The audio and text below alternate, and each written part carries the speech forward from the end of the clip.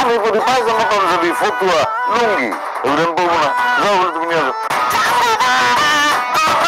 আমি আপনার জন্য একটা পায়জামা, একটা পাঞ্জাবি, আতর, তাসবি, দুইটা জায়নামাজ আর সামথিং ফল ফ্রুট নিয়ে আসছি আব্বা।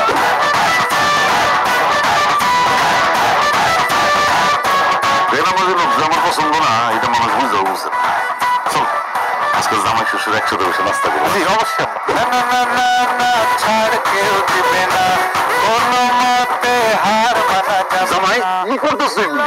আমি সবাইকে দান করতেছি। এই সম্পর্ক লক্কর ছক্কর ভাইরা ভাইদের হচ্ছে টক্কর।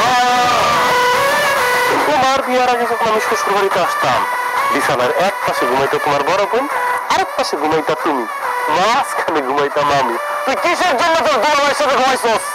আমি আমার দুলাভাইয়ের সাথে ঘুমাই নাই, সে তোমার আমার মধ্যে ঝামেলা লাগানোর জন্য সব মিথ্যা কথা বলছে।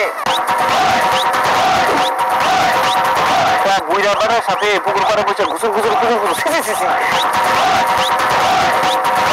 তুমি জানো একটা বদমাশ এ আমার পাশের বাড়িতে থাকে আমার স্বাস্থ্য ভাই তোমার পারভিনের চাচা সে। রাস্তার পাশে তোমার আবার দামি জমিটা, সেইটাও আমাকে দিবে। আর তোমাদের বাজারে যে দুইটা দোকান আছে, সেই দুইটা দোকান আমার নামে লেখা দিবে। আমার সব সম্পত্তি আমি এদিন কানে দান করে দিচ্ছি।